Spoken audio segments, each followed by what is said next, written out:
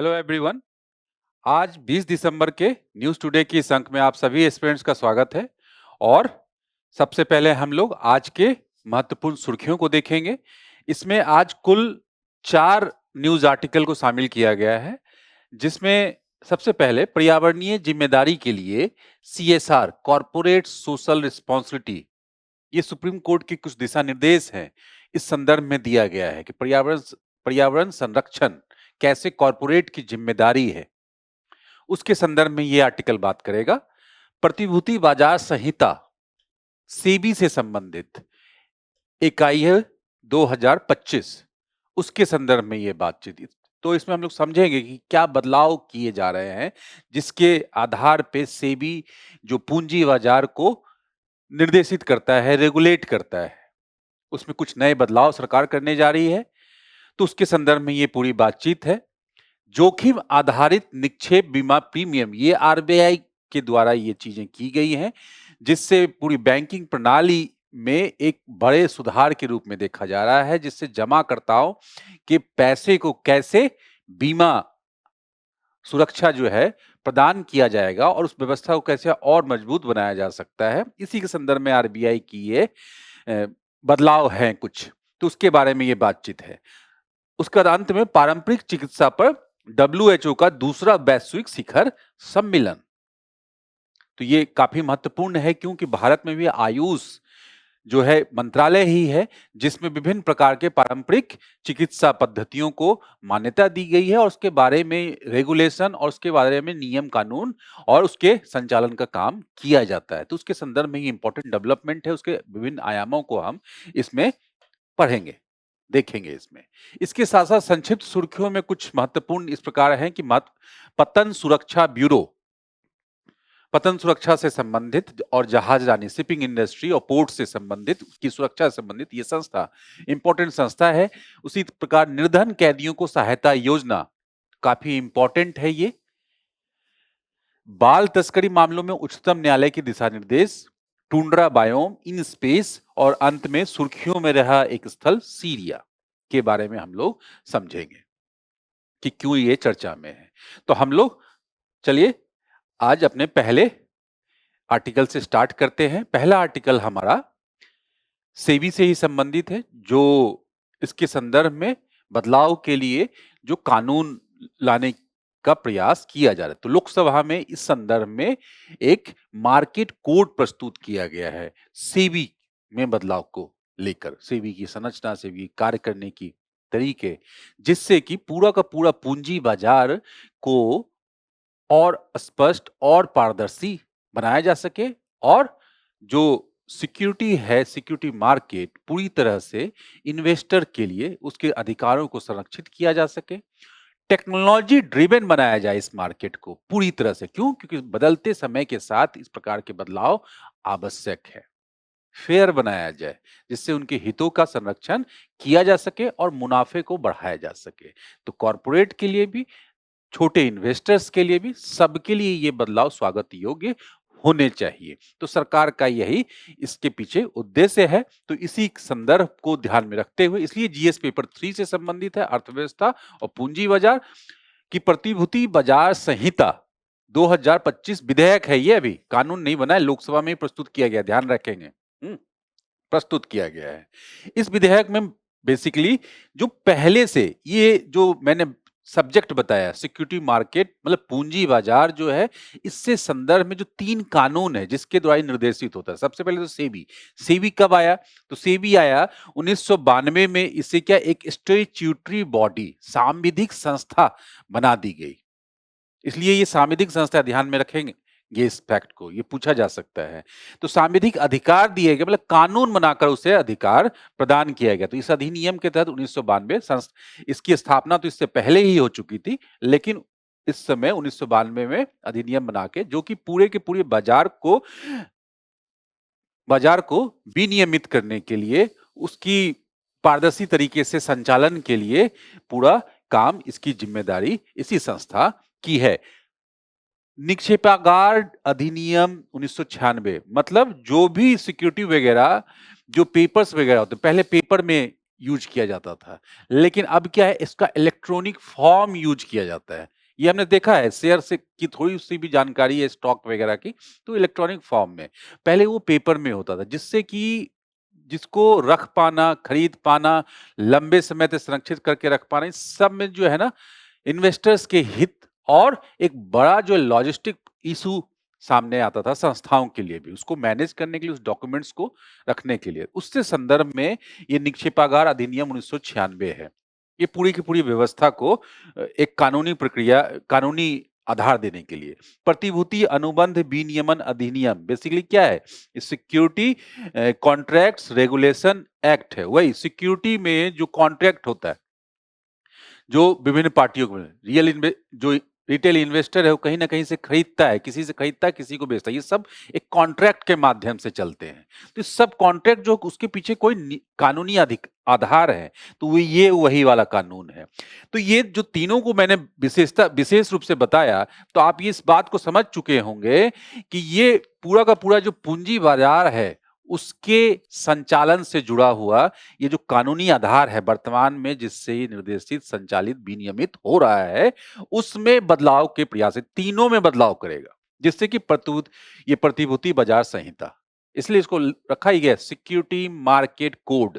तो ये एक विभिन्न प्रकार के कानूनों के बदले क्या कर दिया जाएगा, एक अम्ब्रेला कानून, लॉ ला दिया जाएगा, जिससे वो पूरा का पूरा सिक्योरिटी मार्केट हमारा गवर्न होगा। तो इससे क्या होगी, प्रक्रिया क्या होगी, तीव्र हो जाएगी और पारदर्शी हो जाएगी, कॉम्प्लेक्सिटी कमेगा, सरल होगी, एक ही कानून है, इसे लागू करना भी आसान होगा। तो ये सारी चीजें होंगी, जिससे क्या मुनाफा बढ़ेगा कॉर्पोरेट्स के लिए, मतलब कंपनियों के लिए भी और निवेशकों के लिए भी, और इन सबसे जो है देश की अर्थव्यवस्था को और बाहर के निवेशकों को भी आकर्षित करना आसान होगा। तो कुल मिलाकर ये उद्देश्य है पूंजी बाजार से संबंधित।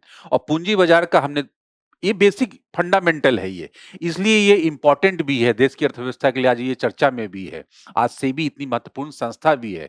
क्यों? क्योंकि देश की अर्थव्यवस्था को देखने के लिए एक महत्वपूर्ण सिम्टम के रूप में भी काम करता है पूंजी बाजार, वहां कितना संस्थागत है, कितना मजबूत है, कितना पारदर्शी रूप से काम कर रहा है, और आम निवेशकों का उसमें कितना भरोसा है। तो जैसे जैसे हम लोग एक मेच्योर डेमोक्रेसी और मेच्योर अर्थव्यवस्था की तरफ बढ़ रहे हैं, तो हम लोगों ने देखा होगा कि एक आम जनता भी शेयर मार्केट में, स्टॉक मार्केट में निवेश कर रहा है। क्यों? क्योंकि ये संस्थागत रूप से आज फुल प्रूफ व्यवस्था बनाने का प्रयास किया जाए, सेबी जैसी संस्थाओं का निर्माण हो गया, पारदर्शिता बढ़ी है, और किसी भी प्रकार की शिकायत के संदर्भ में एक क्या है, आपके पास संरक्षण की स्थिति है, बनती है।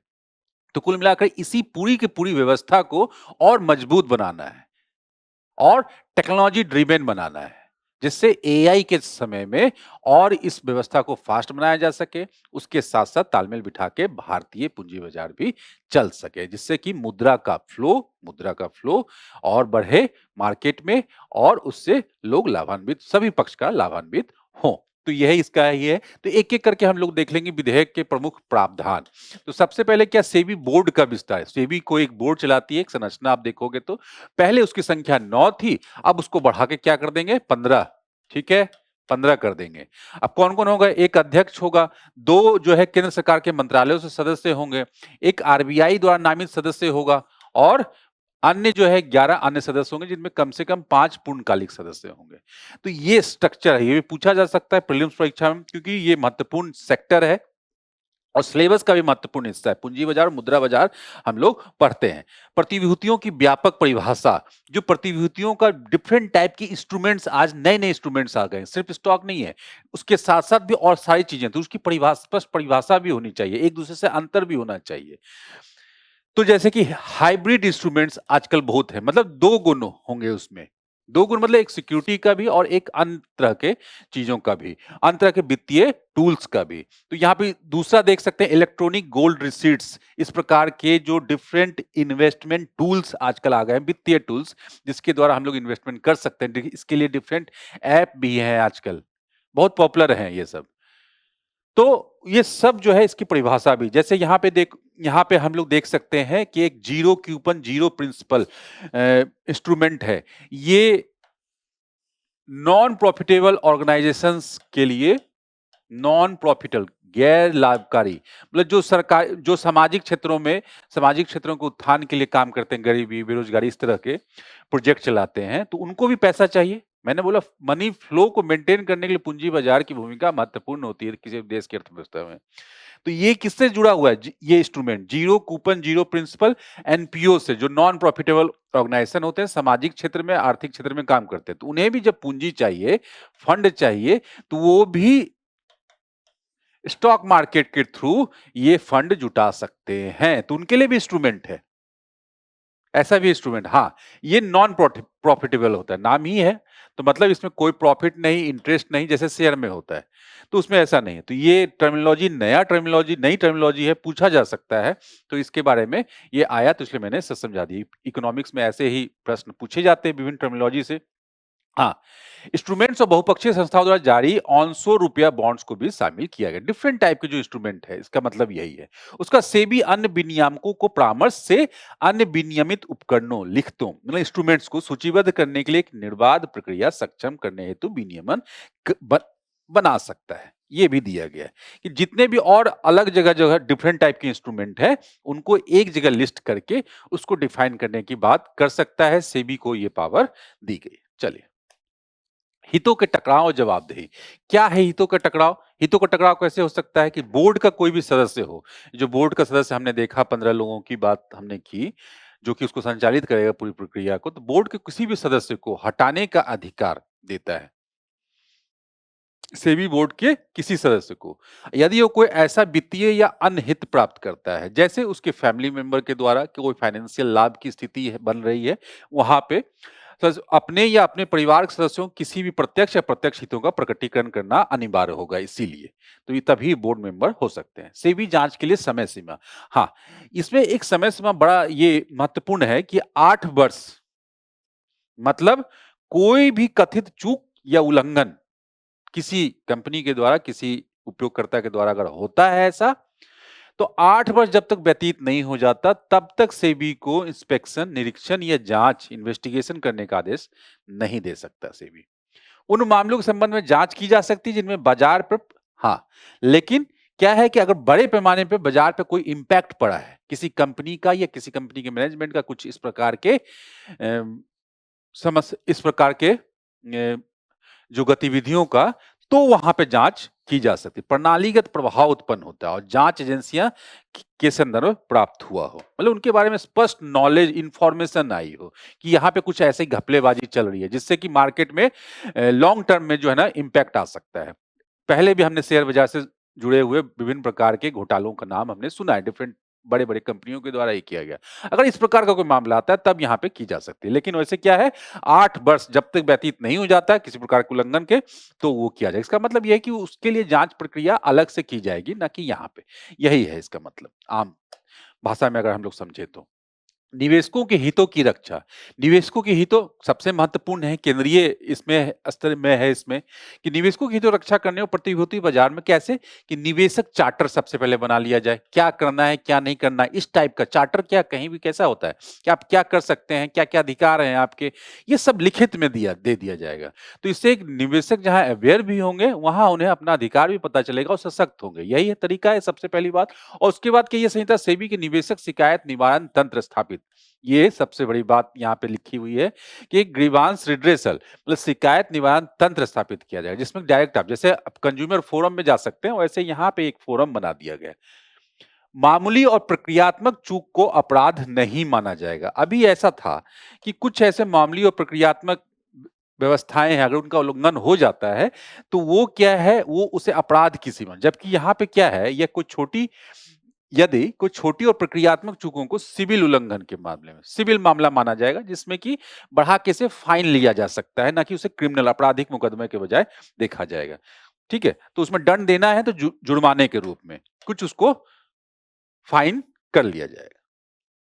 चलिए, आर्टिकल 2, ये पारंपरिक मेडिसिन से संबंधित क्या है, पारंपरिक चिकित्सा दूसरा डब्ल्यूएचओ ग्लोबल समिट। ये सबसे बड़ी बात है, नई दिल्ली में ही हुई है, इसलिए इंपॉर्टेंट है।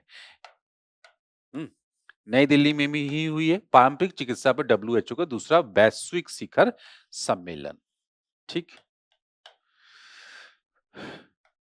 पारंपरिक चिकित्सा, ये सबसे इम्पोर्टेंट चीज है कि पारंपरिक चिकित्सा की जो पद्धति है, वर्तमान में हमने देख सुना है कि एलोपैथी, इंग्लिश मेडिसिन इसको बोला जाता है आम भाषा में, जिसमें कि केमिकल आधारित व्यवस्था है, जो कि पूरी के और उसके बाद भी बायो मेडिसिन हमने सुना है, जो कि डिफरेंट टाइप के जो इंस्ट्रूमेंट का यूज करके शरीर की डिफरेंट जो रोग व्याप्त है शरीर के किसी अंग में या पूरे शरीर में, उससे शरीर की जांच की जाती है। जैसे एमआरआई मशीन, जैसे एक्सरे मशीन, ये सब जो शरीर की डिफरेंट बाहर से जांच करने की व्यवस्था, इक्विपमेंट, बायोमेडिसिन मैंने बोला और दूसरा मैंने बोला एलोपैथिक। ये व्यवस्था भी मॉडर्न जो मेडिसिन पद्धति है, जो जांच पद्धति है, उपचार पद्धति, उसे उसमें शामिल किया जाता है।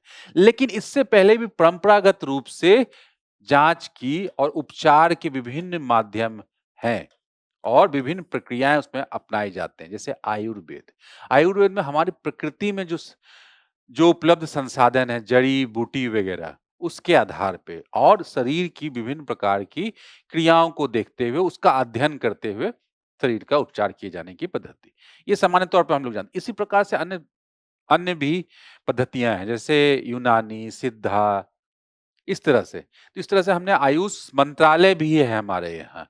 इनको रिकॉग्नाइज़ करते हुए भारत सरकार ने आयुष मंत्रालय की भी स्थापना की, जिससे कि सारी पद्धतियों को एक साथ लाके उसपे उसके विकास और उसके प्रसार और उससे मिलने वाले लाभ, उससे लाभ लिया जा सके जिससे, उसके लिए काम करती है। तो ये उसी के बारे में बात करता है कि पारंपरिक चिकित्सा पे। चलिए, नेक्स्ट क्या है? हाँ, शिखर सम्मेलन के मुख्य घटनाक्रम क्या-क्या हुआ? सबसे पहला पारंपरिक चिकित्सा वैश्विक पुस्तकालय का शुभारंभ होगा। ये सब जो की पॉइंट्स है ये हम लोग ये ध्यान में रखें। जहाँ पे क्या है, सब महत्वपूर्ण डेटा और चिकित्सा पद्धतियों पर जितने भी डेटा हैं, उसका जो डॉक्यूमेंट्स हैं और जो जो प्रमाणित सर्टिफाइड ज्ञान है, उन सबको उपलब्ध करवाया जाएगा, जिससे कि एक रिपॉजिटरी बन जाए। ठीक? डब्ल्यूएचओ दक्षिण पूर्व एशिया क्षेत्रीय कार्यालय भवन, इसका उद्घाटन कर दिया जाएगा नई दिल्ली में ही। तो ये भी इम्पोर्टेंट है। तो ये दोनों इम्पोर्टेंट है। हुँ। My AYUSH integrated services portal का शुभारंभ, ये आयुष क्षेत्र के लिए एक समेकित यानी मास्टर डिजिटल पोर्टल होगा, जहां से इसके संदर्भ में सारी इंफॉर्मेशन एक्सेस की जा सकती है। आयुष मार्ग का शुभारंभ कर दिया जाएगा कि इस आयुष का एक मार्क होगा स्पेशल, कि ये इनसे संबंधित जो है दवाएं हैं या पद्धति है, यही प्रस्तावित वैश्विक गुणवत्ता प्रमाणन मानक होगा उत्पादों और सेवाओं के लिए। ठीक है। दिल्ली घोषणा पत्र को अपनाया गया। इस घोषणा पत्र में पारंपरिक चिकित्सा पद्धतियों से साझा जैव सांस्कृतिक विरासत, मतलब क्या, जो जैविक ज्ञान है हमें जैविक उपचार के लिए जो संस्कृति से चला आ रहा है, उसके संदर्भ में जो हमारी विरासत है पूरी तरह से, उसके रूप में मान्यता दी गई है। पूरा का पूरा जो हमारा परंपरागत ज्ञान है, यह घोषणा पर डब्ल्यूएचओ की वैश्विक पारंपरिक चिकित्सा पद्धति रणनीति 2025 से 34 का अनुरूप है। तो ये ध्यान रखेंगे, डब्ल्यूएचओ की वैश्विक पारंपरिक चिकित्सा पद्धति रणनीति कितनी है? 2025 से 34। ठीक है, 2025 से 34। पारंपरिक चिकित्सा पद्धति के बारे में क्या है? परिभाषा। परिभाषा वही हम लोग समझ सकते हैं कि पारंपरिक चिकित्सा में ऐसे संहिताबद्ध या असंहिताबद्ध, मतलब जिनको कहीं लिखा हुआ है, कोई डॉक्यूमेंट हो ये जरूरी नहीं है, मतलब वो पीढ़ी दर पीढ़ी वर्ड टू माउथ भी एक पीढ़ी में दूसरे पीढ़ी को ट्रांसफर किया गया हो, ऐसा भी ज्ञान इसमें इंक्लूड किया जाता है। और कुछ ऐसे संहिताबद्ध जिनको डॉक्यूमेंट कर दिया गया है। स्वास्थ्य देखभाल पद्धतियां शामिल है जिनकी जरिए जैव चिकित्सा से पहले के ऐतिहासिक और सांस्कृतिक परंपराओं में निहित है। तो बायोमेडिसिन हमने समझा है ये अभी। भारत की पारंपरिक चिकित्सा पद्धतियां कौन-कौन सी है? तो यही आयुष। क्या कौन-कौन सी हैं इसमें? आयुर्वेद, योग एवं प्राकृतिक चिकित्सा, नेचुरोपैथी, यूनानी, सिद्धा और होम्योपैथी। ये इंपॉर्टेंट है। उसके बाद भारत में आयुष क्षेत्र का बाजार कितना है? कम नहीं है, 43.4 अरब अमेरिकी डॉलर है और इसका प्रसार भी काफी अधिक है विभिन्न क्षेत्रों में।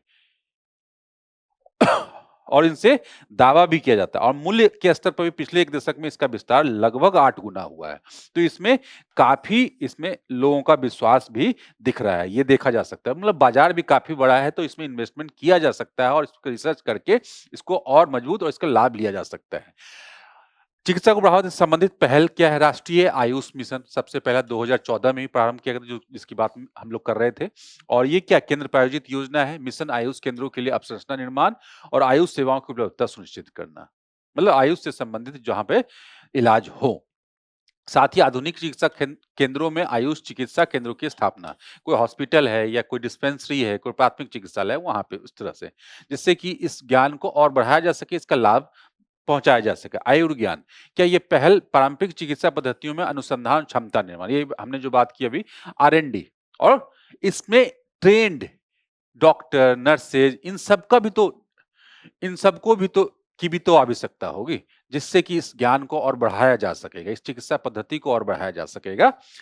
इसलिए और उसके बाद औषधियों का मानकीकरण, इसके लिए पूरी की पूरी प्रक्रिया होनी चाहिए, क्योंकि नॉर्मल मेडिसिन में हमने देखा है क्लिनिकल ट्रायल की एक लंबी चौड़ी प्रक्रिया है, जिसको फॉलो करके वो उस मेडिसिन को मार्केट में लाया जाता है। तो यहाँ भी इस तरह से सर्टिफिकेशन की एक पद्धति होनी चाहिए, औषधीय पौधों पर शोध आदि को बढ़ावा देती है। तो कुल मिलाकर क्या इससे लाभ पहुंचाना है एक आम जनता को। और क्या पहल है कि आयुष औषधि गुणवत्ता में उत्पादन संवर्धन योजना, यही जो बात हम लोग कर रहे थे कि जो औषधियां बनाई जा रही है उसकी गुणवत्ता, क्वालिटी कंट्रोल, ये सबसे इंपॉर्टेंट है, क्योंकि कोई कुछ भी उठाकर दे रहा है, इसकी प्रामाणिकता क्या है, इसकी प्रामाणिकता होनी चाहिए। जैसे हम इंग्लिश मेडिसिन में उस पे क्या है, गवर्नमेंट से मान्यता प्राप्त है। गवर्नमेंट कोई भी दवाई अगर छोटी से छोटी दवाई भी है तो पूरा का पूरा वो प्रोसेस सबके लिए जो है ना प्रोसेस फॉलो करके ही आ रही है, तो इससे उसकी क्या प्रामाणिकता है सिद्ध हो रही है। तो गुणवत्ता मानकीकरण और फार्मो को विजिलेंस सुनिश्चित करता है कि मतलब कोई डुप्लीकेसी तो नहीं हो रही है, कहीं नकली दवाई तो नहीं आ रही है। तो ये फार्को विजिलेंस, फार्मा को विजिलेंस जो है, अब नाम से पता चल रहा होगा क्या है इसका मतलब। इसका मतलब यही है कि ऐसी गतिविधियां जो दवाओं और टीकों के प्रतिकूल प्रभावों या दवा संबंधित किसी अन्य समस्याओं का पता लगाने और उन्हें रोकने पर केंद्रित है। इसका मुख्य उद्देश्य बाजार में उपलब्ध होने के बाद दवाओं की निरंतर सुरक्षा सुनिश्चित करना। मतलब सारी प्रक्रिया हो गई, लेकिन जब आम जनता यूज करने लगे तो भी तो ये संभव है कि उसके कुछ नेगेटिव साइड इफेक्ट आए।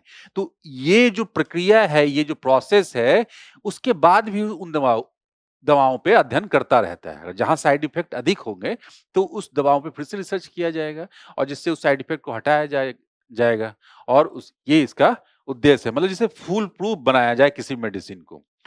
और अन्य पहल क्या है कि इनमें शामिल है सूचना, शिक्षा और संचार अभियान चलाना, जैसे मेडिकल वैल्यू ट्रेवल यानी चिकित्सा पर्यटन तथा डिजिटलीकरण आदि, इस तरह से। तो कुल मिलाकर क्या इसका प्रसार करने का जो उद्देश्य है, इसमें हम लोग एक चीज और ये है, जैसे हमने सुना होगा कि आयुर्वेद वगैरह के बारे में बोला भी जाता है सामान्यतः कि इसकी कोई साइड इफेक्ट नहीं है। इंग्लिश मेडिसिन में तो साइड इफेक्ट है, आप उनसे जोड़कर ये से समझ सकते हैं कि कम से कम किया जाए। तो ये पूरा का पूरा प्रोसेस इसी चीज की निगरानी करता है, इसलिए इसमें विजिलेंस लिखा हुआ है कि मार्केट में आने के बाद भी दवा संबंधित किसी अन्य समस्याओं को पता लगाना ही ये प्रोसेस है, और उन्हें रोकने पे केंद्रित है कि कैसे उसे रोका जा सके। महत्व क्या है? सस्ता है सबसे पहली बात। उसके बाद क्या, जो एलोपैथी है उसके लिए एक सप्लीमेंट के रूप में काम करेगा, एक विकल्प के रूप में काम करेगा, और जहां वो एलोपैथी अवेलेबल नहीं है या जहां महंगा है और दूर दराज के इलाकों के लिए वहां पे एक काम करेगा। जैसे कि चीन की पारंपरिक चिकित्सा पद्धति, चीन में एक बड़े पैमाने पे एक बड़ी जनसंख्या के लिए मतलब काफी पॉपुलर है ये। दूर दराज के क्षेत्रों में चिकित्सा सुविधा उपलब्ध करवाती है, रिमोट एरिया को तक ये प्रसार हो सकता है इसका। वहनीय स्वास्थ्य देखभाल सुनिश्चित करती है। सबसे बड़ी बात ये है कि कॉस्ट इफेक्टिव है, सस्ता है, और मातृ एवं शिशु स्वास्थ्य की सुरक्षा करती है। सामान्य बीमारियों जैसे दस्त, बुखार आदि में जो है ना ये उपयोग किया जा सकता है, और हमारे गांव में या टियर 2 टियर 3 सिटीज में आज भी ये पॉपुलर है ये चीजें, या हमारे घरों में कुछ ऐसी पद्धतियां, ऐसी दवाइयां पॉपुलर हैं जो कि सांस्कृतिक ज्ञान से आया है। शारीरिक और मानसिक स्वास्थ्य को सेहतमंद रखती है, ये भी इसका एक बहुत बड़ा फैक्टर है जो इसमें कोट किया जाए, शारीरिक और मानसिक स्वास्थ्य। तो ये चीजें हम लोग यहाँ पे समझ सकते हैं। चलिए, आर्टिकल 3 में क्या है कि ये सुप्रीम कोर्ट के जजमेंट है, और वो जजमेंट किससे संबंधित है? पर्यावरण संरक्षण से संबंधित। और सुप्रीम कोर्ट ने, सर्वोच्च न्यायालय ने अपने जजमेंट में ये बताया है कि कॉरपोरेट संस्थाएं जो हैं, बड़ी-बड़ी कंपनियां, वो उनके द्वारा जो किया जा रहा है कॉरपोरेट सोशल रिस्पांसिबिलिटी के नाम पे, वो उनका मूल कर्तव्य है, ना कि ये उनके द्वारा किया जाने वाला कोई चैरिटी कार्य है। कुल मिलाकर यही इसका ये है क्रक्स इस पूरे के पूरे जजमेंट का। और इस पे इसी माध्यम से, क्योंकि न्यायालय का ये उद्देश्य है कि पर्यावरण संरक्षण के बचाव के लिए ये संस्था भी महत्वपूर्ण रूप से जिम्मेदार हैं। औ क्यों? क्योंकि ये समाज का हिस्सा है, समाज के संसाधन का प्रयोग करके वो मुनाफ़ा कमा रहे हैं, तो अपने मुनाफ़ा का एक हिस्सा, लाभ का एक हिस्सा अगर पर्यावरण संरक्षण पे करते हैं, तो ये उनका कर्तव्य माना जाना चाहिए, ना कि उनके द्वारा किया जाने वाला कोई चैरिटी। इस तरह से फिलैंथ्रोपिक कार्य जो कि वो स्वेच्छा से कर रहे हैं। तो ये तो इससे क्या हो जाती है कि जिस जहाँ की ये पर्यावरणीय गवर्नेंस में एक नया चैप्टर खुलेगा कि इससे जो पर्यावरण संरक्षण के लिए मिलने वाला जो फंड है, वो बढ़ेगा, फ्लो बढ़ेगा उसका क्योंकि कॉर्पोरेट सोशल रिस्पांसिबिलिटी की व्यवस्था के अंतर्गत जो पैसा दिया जाना है, उसमें तेजी आएगी। एक मतलब कोई रोक कर नहीं रख सकता। दूसरा क्या है कि दूसरा पर्यावरणीय संरक्षण के स्तर पे जो ये अवेयरनेस है, ये इसके संदर्भ में फैलेगी और ये पूरा का पूरा जो है देश में पर्यावरणीय गवर्नेंस से जुड़ा हुआ है। ये पर्यावरणीय गवर्नेंस को और मजबूत करेगा। तो आइए हम लोग देखते हैं इसके और भी जो आयाम है, क्या है कि वही निर्णय दिया है कॉर्पोरेट सामाजिक उत्तरदायित्व जो है सीएसआर में पर्यावरणीय जिम्मेदारी भी अवश्य शामिल होना चाहिए। कि आपकी जिम्मेदारी है, ना कि आप कोई परोपकार का काम कर रहे हैं, बल्कि ये जिम्मेदारी है, आपका मूल कर्तव्य है। क्यों? क्योंकि कुल मिलाकर ये है कि आप संसाधन यूज़ कर रहे हो, तो आपको पर्यावरण के लिए आप भी उतना ही जिम्मेदार हो, तो और आप उसको वो खर्च करना चाहिए। उच्चतम न्यायालय ने एमके केस कौन-सा है? एमके रंजीत सिंह और अन्य बनाम भारत संघ के मामले में ये निर्णय दिया। तो ये केस को ध्यान में रख लेंगे। ये कोट भी किया जा सकता है मेंस आंसर राइटिंग में, इम्पोर्टेंट है। और रिसेंट केस है तो इसलिए ज़्यादा इम्पोर्टेंट है। हाँ, न्यायालय के अनुसार सीएसआर में स्वाभाविक रूप से पर्यावरण संरक्षण भी शामिल है और न्यायालय ने सीएसआर दायित्वों को संवैधानिक कर्तव्यों और जैव विविधता संरक्षण से जोड़ा है। ठीक है। न्यायालय में कुछ टिप्पणियां की गई हैं। क्या किया गया कि संवैधानिक अभिकर्ताओं के रूप में निगम, मतलब आपकी भी एक संवैधानिक भूमिका है कि भारत के संविधान की में जो मूल्य और उद्देश्य जो लिखे गए हैं या निहित हैं और प्रत्येक नागरिक से ये अपेक्षा है कि उसको प्राप्त करने के लिए, उसको मजबूत करने के लिए उस व्यवस्था को, मतलब संवैधानिक व्यवस्था को, इन मूल्य प्रणाली को मजबूत करने के लिए वो काम करेगा। ये मूल कर्तव्य में लिखा हुआ है ये कि भारत के संविधान का सम्मान करेगा और इसे सामाजिक संस्कृति का। तो यहाँ पे जहां तक बात है कॉर्पोरेशन की, जो निगम होता है वो भी कानूनी व्यक्ति, हमने सुना है लीगल पर्सन है वो। तो इसीलिए इस नाते क्या है कि वो समाज के प्रमुख अंग हुए और संविधान के अनुच्छेद 51 ए में जहां ये लिखा हुआ है कि पर्यावरण एवं वन्यजीवों की रक्षा करेंगे, तो उनका भी क्या होगा, ये मूल कर्तव्य हो जाएगा। ठीक है, ये मूल कर्तव्य हो जाएगा। और अनुच्छेद 51 ए जी यही बोलता है कि भारत में प्रत्येक नागरिक का ये कर्तव्य होगा कि वो प्राकृतिक पर्यावरण जिसके अंदर वन, झील, नदी, वन्यजीव की रक्षा करे और उसका संवर्धन करे तथा प्राणी मात्र के प्रति दया भाव रखे। तो ये इंपॉर्टेंट है ये। सीएसआर एक दायित्व है, दान नहीं है। इसी की बात हम लोग किया जा रहा था कि आप दान परोपकार के लिए नहीं कर रहे हैं कि स्वेच्छा से, फिलैंथ्रोपी जिसको बोला जाता है कि बड़े-बड़े लोग दान दे रहे हैं। नहीं, ये आपका जिम्मेदारी है, ये आपका मूल कर्तव्य है। तो इसलिए पर्यावरण संरक्षण के लिए सीएसआर निधि का आवंटन एक संवैधानिक कर्तव्य है, ना कि कोई स्वैच्छिक परोपकारी कार्य। और प्रजातियों की पुनर्प्राप्ति के लिए प्रदूषक द्वारा भुगतान। कुल मिलाकर ये हमें प्राप्त करना है कि आप जो प्रदूषण फैला रहे हैं, ये सिद्धांत है पर्यावरणीय गवर्नेंस में, जो प्रदूषक है वही जो है उसे उसकी भरपाई करेगा। पॉल्यूटर्स पेज प्रिंसिपल, भुगतान कौन करेगा, वही करेगा जो प्रदूषक होगा। और ये कहां से आया, जो रियो अर्थ समिट हमने सुना है, अर्थ समिट हुआ, रियो अर्थ समिट जिसमें यूएनएफसीसीसी ये वगैरह वगैरह ये हमने सुना है। तो उन सबको ध्यान में रखते हुए उसमें सतत विकास की बात की गई कि विकास का ऐसा संदर्भ होना चाहिए जो कि पर्यावरण संरक्षण को ध्यान केंद्र में रखे और क्या, जो हितों को भी ध्यान में रखे और सतत विकास को लेकर आगे बढ़े। इसी सिद्धांत को ध्यान में रखते हुए भारत में केस आया एक सर्वोच्च न्यायालय एमसी मेहता केस। ये बहुत फेमस केस है, पर्यावरणीय गवर्नेंस की शुरुआत एक तरह से मानी जाती है। तो वहां पे कुल मिलाकर प्रदूषक द्वारा भुगतान, कि कोई प्रदूषक मान लिया जाए किसी फैक्ट्री से अगर धुआं निकल रहा है या गंदा पानी निकल रहा है प्रदूषित पानी निकल रहा है और किसी नदी में जा रही है, जो कि उस नदी के पानी को गंदा कर रही है, जो कि वो नदी आम आदमी उसमें मछली के लिए करता है, पीने के लिए करता है। तो ये कर्तव्य होगा अपने आप बाय डिफॉल्ट उस प्रदूषक का कि वो उसके लिए भुगतान करे, क्यों? क्योंकि उसके लिए जिम्मेदार है। तो ये कुल मिलाकर क्या आज इन्वायरमेंटल गवर्नेंस का, भारत में इन्वायरमेंटल गवर्नेंस का या विश्व स्तर पे ये एक आधार है, ये सिद्धांत प्रदूषक द्वारा भुगतान सिद्धांत, इसलिए सिद्धांत है, तभी प्रजातियों की पुनर्प्राप्ति की जा सकती है। मान लीजिए वो गंदा पानी अगर गया उस किसी झील में, जो कि अभी तक उसके आसपास के समुदाय, मतलब मानवीय समुदाय की बात कर रहा हूं, जो पीने के लिए करता था और अपने मवेशियों को पिलाने के लिए करता था या डिफरेंट यूज के लिए करता, अब वो अगर पानी प्रदूषित हो जाता है तो उसमें जो जैव विविधता उस पर आधारित है वो भी खत्म हो जाएगी, नष्ट हो जाएगी। झील तो खत्म होगा ही खत्म होगा, वो भी खत्म होगा। तो इसमें जिम्मेदारी किसकी है? सबसे पहली जिम्मेदारी, महत्वपूर्ण जिम्मेदारी उसे गंदे करने वाले की है। तो ये व्यवस्था बेसिकली यही है। तो इसीलिए जहां कॉर्पोरेट गतिविधियों से लुप्त प्राय प्रजातियों को खतरा होता है, वहां कंपनियों को उनके स्वस्थाने और बाह्य स्थाने संरक्षण का खर्च वहन करना, मतलब स्वस्थाने मतलब डायरेक्ट, मतलब यहाँ पे झील है तो यहाँ पे कुछ हो रही चीजें दिख रही है तो वहां पे करना होगा।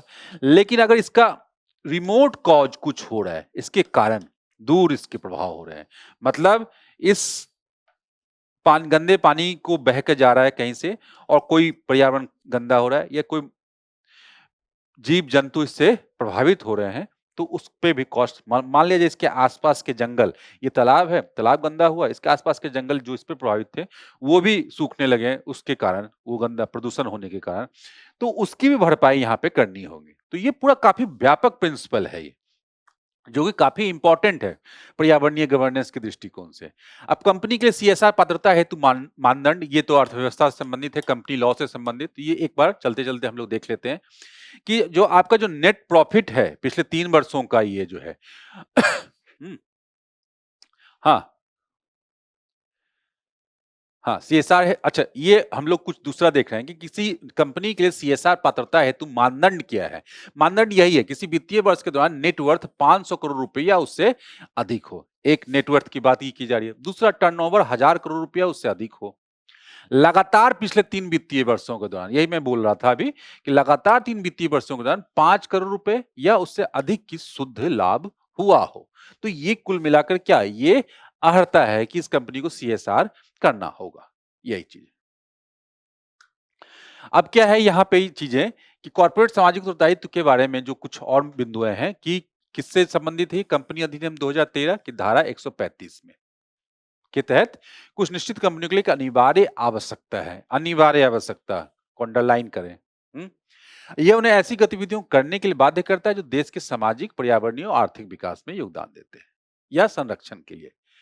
निधि आवंटन कितना करना है कि पिछले 3 वर्षों के अपने औसत निवल लाभ का 2% सीएसआर गतिविधियों पे व्यय करना होता है। इसी कारण से बोले कानून है ये, इसी कारण से बोला था कि ये आपका कानूनी जिम्मेदारी है, कानून बना कर दिया गया है, इसलिए बोला गया कि ये मूल कर्तव्य है। ये सीएसआर के अंतर्गत आने वाली गतिविधियां क्या क्या है, जैसे भूखमरी, गरीबी से लड़ने के लिए, कुपोषण से लड़ने के लिए, लैंगिक समानता को बढ़ावा देने के लिए, पर्यावरणीय संधारणीयता सुनिश्चित करने आदि, ऐसे जो सामाजिक, आर्थिक, पर्यावरणीय क्षेत्र में बढ़ोतरी करने के लिए काम होगा, वो सब किससे संबंधित होगा? सीएसआर से संबंधित होगा। तो ये सारी गतिविधियां आपको ऐसा नहीं लगता कि एसडीजी को मजबूत करने के लिए भी काम आएंगे?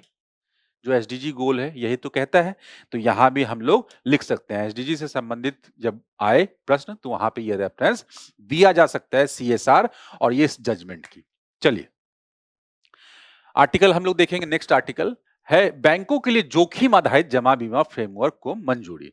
एक और अर्थव्यवस्था से संबंधित, आरबीआई के द्वारा, भारतीय रिजर्व बैंक आरबीआई के द्वारा जोखिम आधारित निक्षेप बीमा की स्वीकृति दी है। अब देखिए आम आदमी है,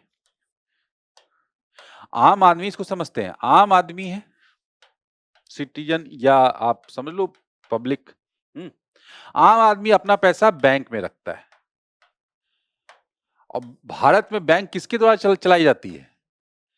आरबीआई के द्वारा, चाहे शेड्यूल्ड बैंक हो और जो रूप है आरआरबीज वगैरह भी काम करते हैं गांव ग्रामीण क्षेत्रों में। यहां पर अपना पैसा रख के क्या सुरक्षित महसूस करती है, क्यों? क्योंकि सरकार का उस पे क्या है, रेगुलेशन के अंतर्गत वो आते हैं। उनको ये कि सरकार अगर ये बैंक कहीं जा नहीं सकती।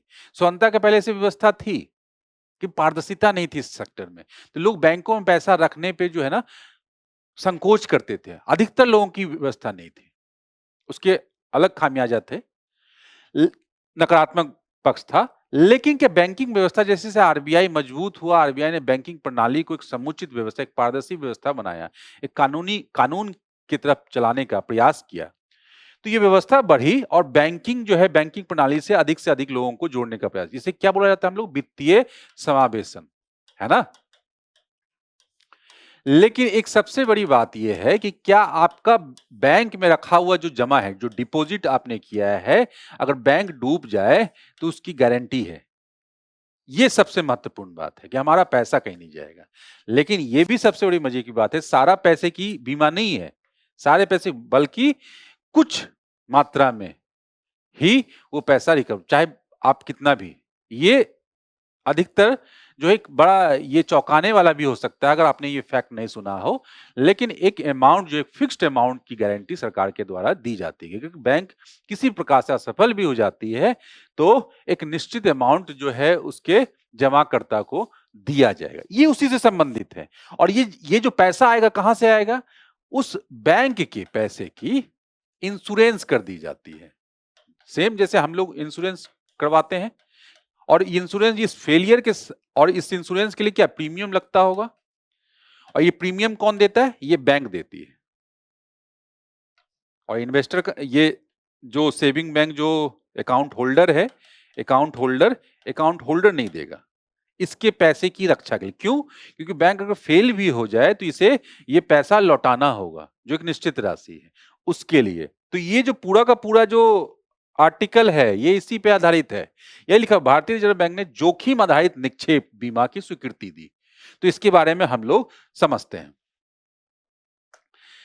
कि हुआ क्या है। हुआ यही है कि आरबीआई केंद्रीय बोर्ड ने जोखिम आधारित निक्षेप बीमा प्रीमियम फ्रेमवर्क, ये जो प्रीमियम की बात मैंने की, कितना प्रीमियम दिया जाएगा इसको सुरक्षित करने के लिए, जो जो सेविंग किया जाता है, जो डिपॉजिट की जाती है आम जनता के द्वारा बैंक में, उसकी स्वीकृति दी है। और यह फ्रेमवर्क वर्तमान में एक समान प्रीमियम दर, फ्लैट रेट प्रणाली का स्थान लेगा। अभी क्या है, सारे बैंकों को, बैंक कोई भी हो जिसमें जिनके डूबने मतलब जिनमें रिस्क अधिक है, जिनमें रिस्क कम है, मतलब स्टेबल है फाइनेंशियली और किसी भी प्रकार से, सबका प्रीमियम एक ही है। तो ये तो तो गलत व्यवस्था हो गई ना। इस बैंक के डूबने का अधिक है तो यहाँ तो प्रीमियम अधिक होना चाहिए ना। आप नॉर्मल हेल्थ प्रीमियम से समझो, जिससे अधिक बीमारी होती है उसका प्रीमियम क्या बढ़ जाता है, जैसे कम बीमारी होती है उसे उसकी प्रीमियम कम हो जाती है, ये हमने सुना है। तो सेम ऐसे ही है। तो यहाँ पे क्या वर्तमान में भी क्या चला, एक समान प्रीमियम दर, लेकिन इसी चीज को बदला जाएगा। फ्लैट रेट प्रणाली के तहत निक्षेप बीमा और प्रत्येक गारंटी नियम, deposit insurance credit guarantee corporation बैंकों में प्रत्येक 100 रुपए का आकलन योग्य जमा राशि कि बीमा कवर के लिए बैंक से 12 पैसे का प्रीमियम लेता है। यह व्यवस्था अभी है। निक्षेप बीमा या डिपॉजिट इंश्योरेंस का मुख्य उद्देश्य बैंक के विफल होने की स्थिति में जमाकर्ताओं की धनराशि को सुरक्षा सुनिश्चित करना है। जो बात हम लोग अभी तक कर रहे थे यही है, निक्षेप बीमा या डिपॉजिट इंश्योरेंस का मुख्य उद्देश्य। इसका मतलब यही है, जो डिपॉजिट किया गया उसका इंश्योरेंस, कि बैंक अगर असफल हो जाए तो उसमें उस इंश्योरेंस के बल पे वो पैसा डिपॉजिटर को जो है ना चुकाया जा सके। अब क्या है, नया फ्रेमवर्क है क्या? बेसिकली इस प्रणाली में बैंकों से लिया जाने वाला जो बीमा प्रीमियम है बैंकों के जोखिम स्तर पर निर्धारित होगा। वही जो मैंने समझाया कि अलग अलग अगर जोखिम है तो प्रणाली प्रीमियम भी अलग अलग होना चाहिए। जिसमें अधिक होगा उसे अधिक प्रीमियम, जिसे कम होगा उसे कम प्रीमियम। इसलिए ये लिखा गया कि सुरक्षित और बेहतर ढंग से प्रबंधित बैंक को कम प्रीमियम का भुगतान करना होगा, जबकि अधिक जोखिम वाला बैंक को अधिक प्रीमियम। तो ये हो गया, ठीक है।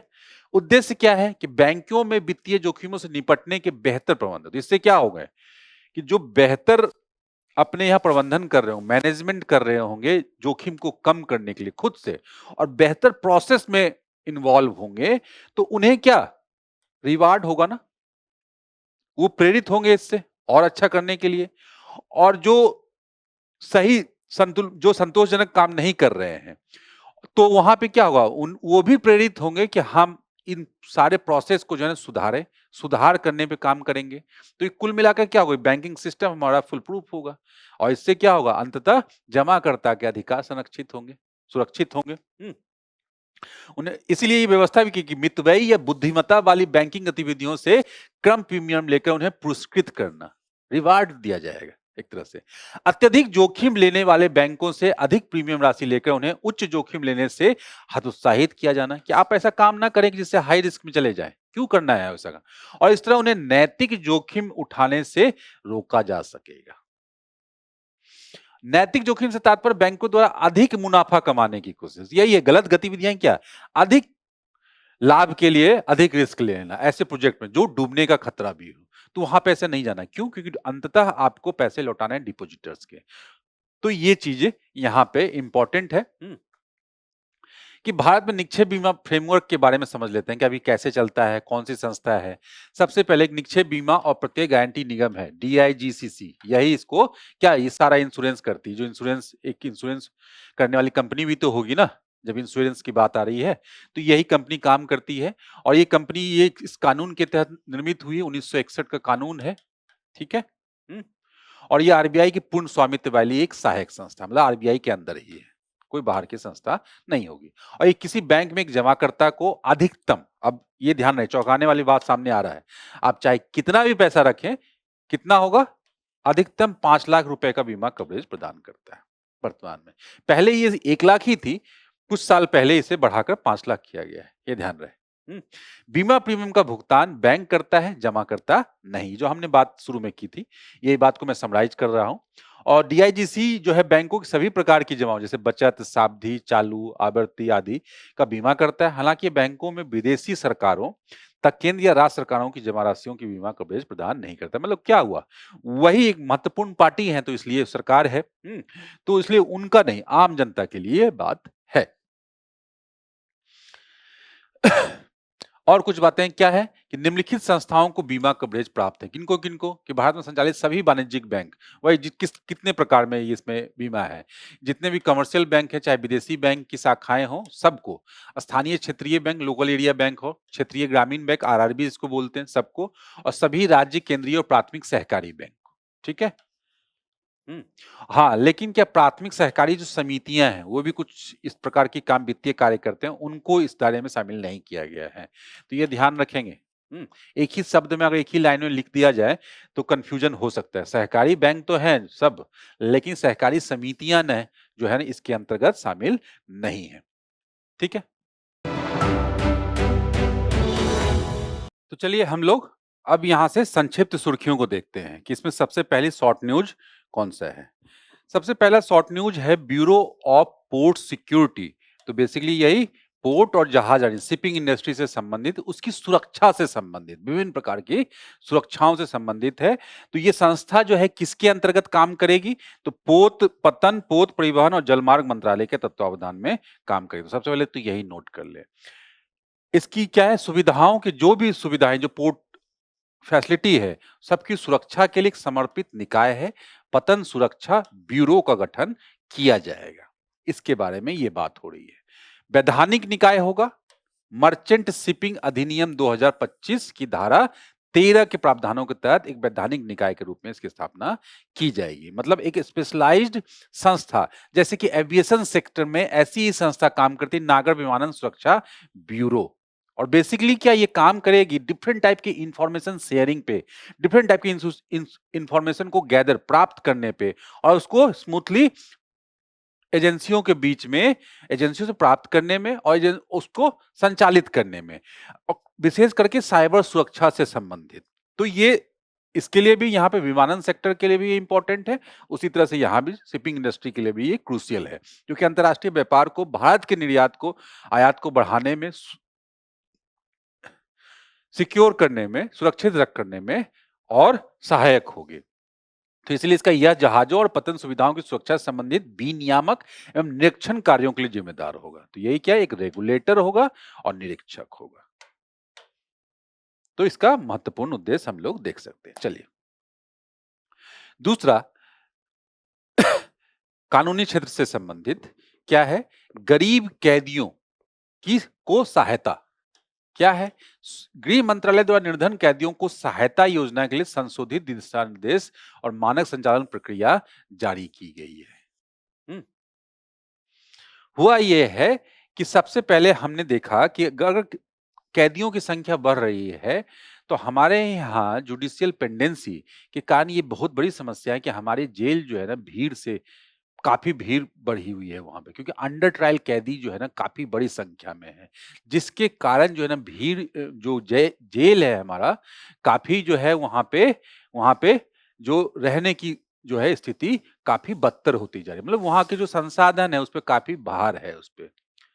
अंडर ट्रायल कैदियों, और ये कारण इसलिए भी है कि ऐसे लोग भी हैं कि जो छोटे-छोटे मुकदमों में हैं, जो छोटे-छोटे गतिविधियों में के कारण जो है ना वहाँ पे आए जेल में, और उनके पास एक बेसिक अमाउंट देने की भी स्थिति नहीं है, क्योंकि वो निर्धन है, गरीब है, को ना रोजगार है, ना उनके पास ना कुछ है, कोई संपत्ति है, ना ही कोई, बहुत सारे मामलों में ना ही कोई उन्हें पूछने वाला है, ना उनके परिवार से संबंधित और ना ही कोई रिश्तेदार, जो कि उनके बदले, उनको छुड़ाने के बदले, उस बेल के बदले कुछ अमाउंट दे पाए। तो ऐसी स्थिति है, जिसके कारण से वो छोटे-छोटे मामलों में 2 साल, 3 साल से जेल में रहने को विवश है। तो ऐसे ही लोगों के लिए जो है ये व्यवस्था बनाई गई है, और ये योजना है निर्धन कैदियों की सहायता योजना 2023। तो ये ध्यान में रखेंगे, ये अंडर ट्रायल कैदियों के बारे में अगर लिखने के लिए आए मेंस में तो ये कोट कर सकते हैं, काफी इंपॉर्टेंट है। और नोडल एजेंसी कौन है? यही नेशनल क्राइम रिकॉर्ड ब्यूरो, यही नोडल एजेंसी है। उद्देश्य यही है कि गरीब कैदियों को, विचाराधीन कैदियों की रिहाई को सक्षम बनाना। ध्यान देना कि सबसे पहले स्क्रूटनी करना कि कौन-कौन है ऐसे, उसके बाद कौन-कौन ऐसे मामले हैं कि जिसमें ये दिया जा सकता है। कुछ मामलों को भी निश्चित किया गया है कि इस मामले में दिया जाएगा, इस मामले में नहीं दिया जाएगा, मतलब गंभीर अपराधों में नहीं दिया जाएगा, और जो कम गंभीर अपराध हैं, जो छोटे मामले होते हैं, उसमें दिया जाएगा। हम देखते हैं आगे कौन-कौन से मामले में दिया जाएगा, कौन से में नहीं दिया जाएगा। तो बेसिकली ये जमानत के लिए राशि देने में असमर्थ होंगे। तो यही बात है। और इसका संस्थागत तंत्र क्या बनाया जाएगा कि जिला स्तर पे की एक अधिकार प्राप्त समिति बनाई जाएगी, वही काम करेगी, और वो किसके साथ इसमें कांटेक्ट में रहेगी? जो जेल अथॉरिटी है उनके साथ। ठीक है? हाँ, अपवर्जन और अपवाद कौन से मामले में नहीं दिया जाएगा? जैसे भ्रष्टाचार निवारण अधिनियम, धन शोधन, मनी लॉन्ड्रिंग अधिनियम जो है जिसको बोला जाता है, narcotics drugs and psychotropic substance NDPS act जो है, यूएपीए जो कानून है उसके तहत जो है ऐसा व्यवस्था नहीं किया जाएगा। दूसरा, उसके बाद निम्नलिखित जघन्य अपराधों को भी बाहर रखा गया, जैसे आतंकवाद और राष्ट्रीय सुरक्षा से जुड़ा मुद्दा हो, दहेज हत्या, बलात्कार, मानव तस्करी, लैंगिक अपराधों से जुड़ा मुद्दा हो, पॉक्सो मतलब बाल जो अपराध है उनके अंतर्गत जो आने वाले अपराध हैं उनसे, तो इसमें जो है ये नहीं मिलेगी सहायता। और जुर्माना, यदि जुर्माना न भर पाने के कारण किसी कैदी की रिहाई रुकी हुई है, तो जेल अधिकारी अधीक्षक को 1 सप्ताह के भीतर जिला विधिक सेवा प्राधिकरण डीएलएसए जो बना था, जो समिति, अधिकार प्राप्त समिति को सूचित करना होगा। तो ये निर्देश दिए गए हैं। ठीक है, चलिए। हाँ, यहाँ पे ये शब्द हम लोग ठीक कर लेंगे। ये योजना बल नहीं, बाल तस्करी मामलों में एससी सुप्रीम कोर्ट के दिशा निर्देश।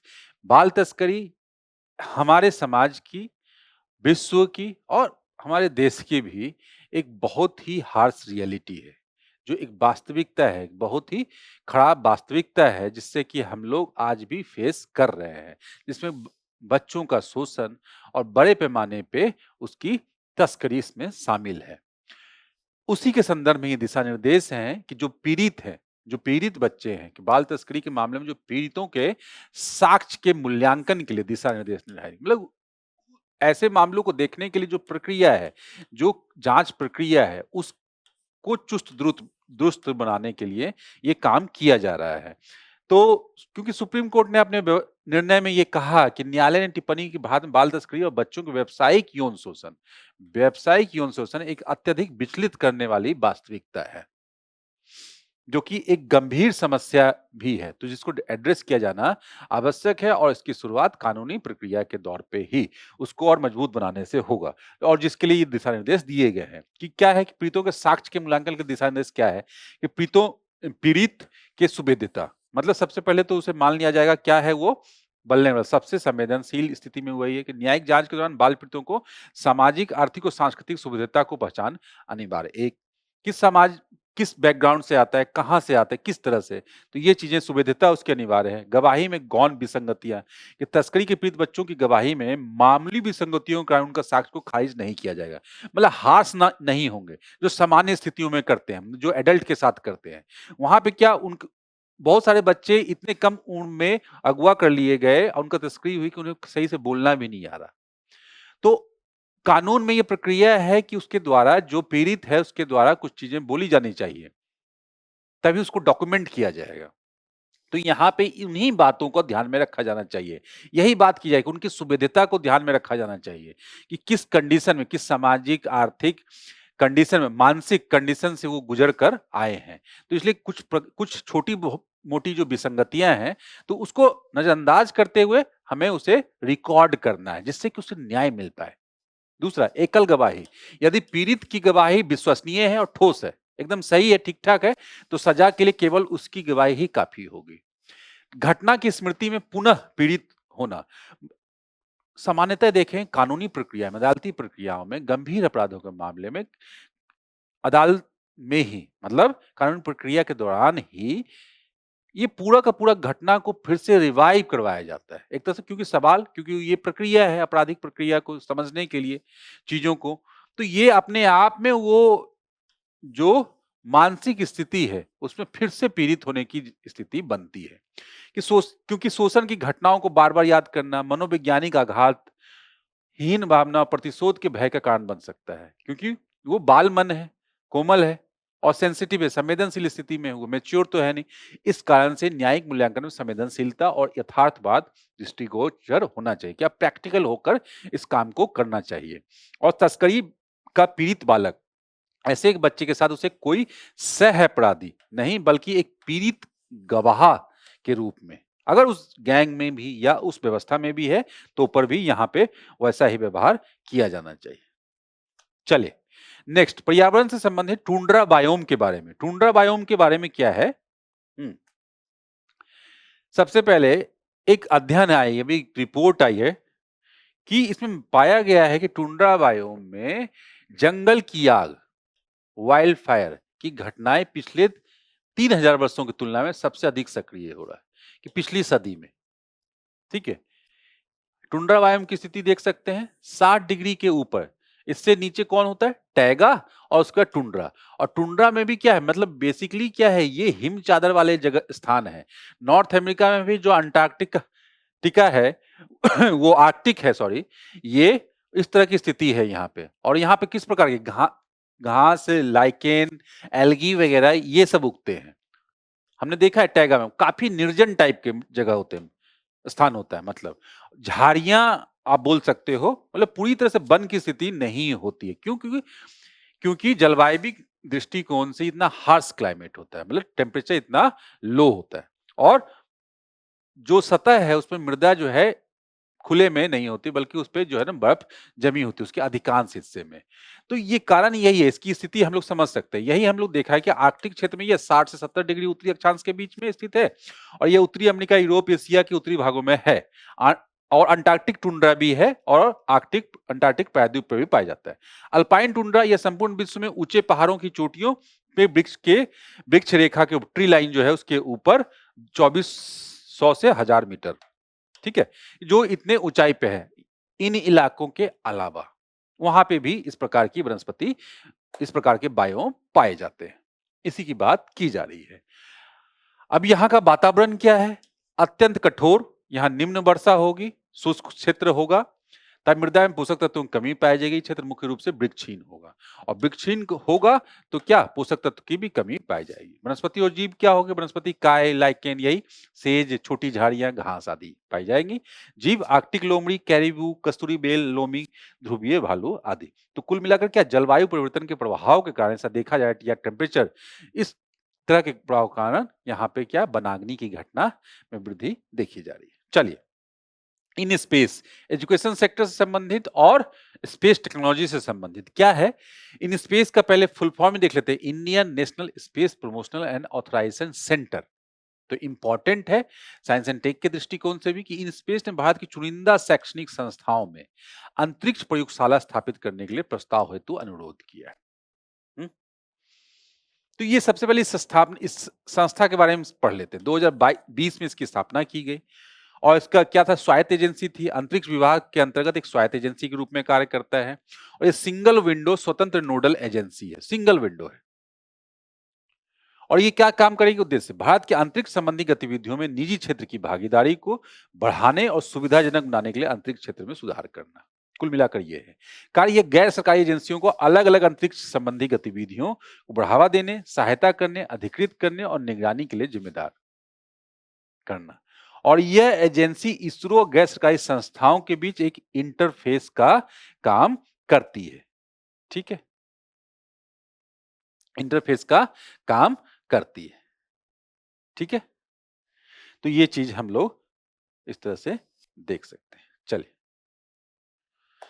डॉपलर मौसम रडार, ये भी साइंस एंड टेक्नोलॉजी और मौसम से संबंधित। क्या, क्योंकि ये रडार हमने देखा है किसी भी मौसम विज्ञान केंद्र के ऊपर ऐसे फुटबॉल जैसी आकृति है, तो आप समझ लो ये रडार है जो कि मौसम की स्थिति का पता लगाता है, डे बाय डे मौसम का स्थिति का पता। और आज इस टेक्नोलॉजी को क्या बोलते हैं, डॉपलर टेक्नोलॉजी, जिससे वातावरण में होने वाली जो डिफरेंट है उसको वेब के माध्यम से लोकेट किया जाता है और उसको यहाँ सूचित किया जाता है और इसको प्रसारित किया जाता है, जो भी स्टेक होल्डर है, पक्षकार है। ठीक है, यही व्यवस्था इसके बारे में। कुल मिलाकर ये भारत की उपलब्धि को बारे में बताता है कि जो डॉपलर मौसम रडार है भारत में 47 है कुल, और इसका जो प्रसार है, मतलब इसकी सेवाओं का जो प्रसार है, जो कि कवर करता है देश के कुल क्षेत्रफल का 87% हिस्सा, तो लगभग हिस्से को कवर कर रहा है। तो काफी बड़ी उपलब्धि है ये, जिससे कि मौसम की जानकारी का हमें पता लग पाएगा और आपदा प्रबंधन के दृष्टिकोण से भी इंपॉर्टेंट है। हाँ, आपदा प्रबंधन की दृष्टिकोण से। ठीक, तो ये सब लिख सकते हैं ऐसे जो डेवलपमेंट है। ये जमीन पर स्थापित रडार प्रणालियां हैं, इनका उपयोग मौसम विज्ञान संगठन वर्षा, त्वरित झंझा, चक्रवात आदि का पूर्वानुमान लगाने के लिए करते हैं। तो हम लोग देख सकते हैं आपदा प्रबंधन के लिए मैं क्यों बोला इंपॉर्टेंट है ये घटना। ये रडार लक्षित मौसम प्रणाली की स्थिति के साथ साथ उनकी गति के बारे में, जैसे चक्रवात आ रहा है, चक्रवात कहाँ निर्मित हो रहा है, तो यही है लक्षित मौसम प्रणाली की स्थिति और उनकी गति क्या है, किस गति से हमें अप्रोच कर रही है, कब तक वो घटना हमारे पास चक्रवात आ सकता है। तो इससे क्या आपदा प्रबंधन में मदद मिलेगी, मतलब रेस्क्यू जल्दी किया जा सकेगा, यही है। डिफरेंट फ्रीक्वेंसी पे काम करती है मौसम विज्ञान विभाग, भारत मौसम विज्ञान विभाग के अंतर्गत। डिफरेंट फ्रीक्वेंसी मतलब S band, C band, X band का सामान्य रूप से उपयोग किया जाता है। तो ये सब चीजें फैक्चुअल जानकारी है, लेकिन मुख्य जो है इसका जो उपयोग है और एप्लीकेशन हम लोगों ने समझ लिया। आगे क्या कि कैसे काम करता है, काम यही करता है कि डिफरेंट फ्रीक्वेंसी पे वेव भेजा जाता है और उससे वो कलेक्ट करके, जैसे कि कोई भी है क्या कि डॉपलर प्रभाव, एक हमने भौतिक विज्ञान में पढ़ा होगा स्कूल में कि डॉपलर प्रभाव वो होता है कि जब तरंग का स्रोत जिससे तरंग निकल रही है गतिशील होता है तो उसकी आवृत्ति में परिवर्तन होता है। कुल मिलाकर ये है कि रडार एंटीना से रेडियो तरंगें उत्सर्जित की जाती हैं और जब ये तरंगें वायुमंडलीय कणों जैसे कि वर्षा की बूंद, बर्फ, ओला टकराएगी तो ऊर्जा का एक भाग वापस परावर्तित हो जाएगा और उसकी साइज, उसकी दूरी सब पे डिपेंड करेगा, जो हमारे यहाँ जो रिकॉर्डिंग स्टेशन पे जो रिकॉर्ड किया जाएगा, जो एनर्जी जो लौट कर आ रही है, वापस जो आ रही है, तो उससे हम लोग पता लगा लगे कि ये वर्षा की बूंद कितनी बड़ी है या क्या इसका साइज है या इसकी स्पीड कितनी है। तो ये सबसे जो है संकेत से हमें पता चल सकता है। तो इससे ही हम लोग मौसम की तत्कालिक स्थिति का अंदाजा लगाया जा सकता है। तो यही इस संदर्भ में हम लोग इसे देख सकते हैं। पल्सर, ब्रह्मांड विज्ञान से संबंधित, ब्रह्मांड विज्ञान से संबंधित क्या, तारों के निर्माण में हमने एक चरण देखा है, जब सुपरनोवा विस्फोट होता है तारों में तो उसके बाद जो स्थिति बनती है, जो पिंड बनता है जला हुआ, घूमता हुआ, उसे बोलते हैं पल्सर। अभी क्या है, जेम्स वेब जो दुनिया का सबसे आधुनिकतम वर्तमान में टेलीस्कोप में से है, जेम्स वेब स्पेस टेलीस्कोप, उसके द्वारा एक पल्सर की परिक्रमा करता हुआ मतलब नींबू आकार का अनोखा पिंड खोजा गया। एक पल्सर की परिक्रमा करता हुआ नींबू आकार का, मतलब पल्सर के आसपास, ये ध्यान रखेंगे। तो पल्सर क्या है, इसके बारे में यही बता दिया है कि अत्यंत तीव्र गति से घूर्णन करने वाला न्यूट्रॉन तारा है और यह अपने चुंबकीय ध्रुवों से विद्युत चुंबकीय विकिरण पुंज उत्सर्जित करता है। पल्सर सामान्यतः किसी विशाल तारे के सुपरनोवा विस्फोट के बाद बनते हैं। ठीक, घूर्णन गति ये प्रति सेकंड दर्जनों से लेकर सैकड़ों बार तक घूर्णन कर सकते हैं।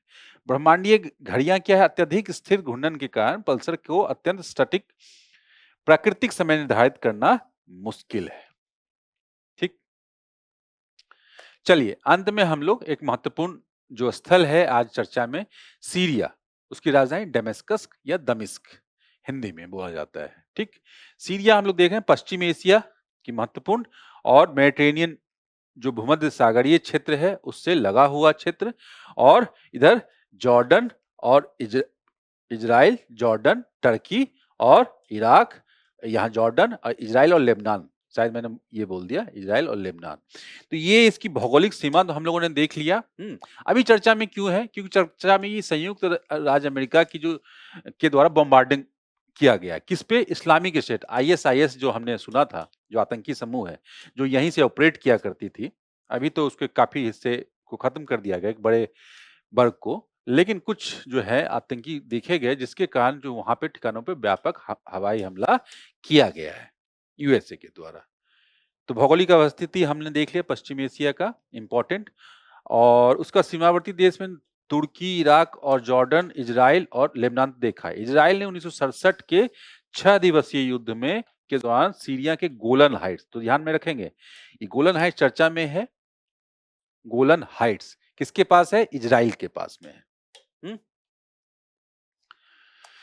राजन, इसकी और कुछ भौगोलिक विशेषताएं हम लोग देख लेते हैं कि यहाँ पे क्या देखो आप, एंटी लेबनान माउंटेन, नाम बड़ा यूनिक है ना, जो लेबनान की तरफ है। ठीक, अब देखेंगे यहाँ पे कुछ देख लेंगे यहाँ पे कि ये यूफ्रेटस रिवर है, ठीक, और ये टिग्रिस रिवर है।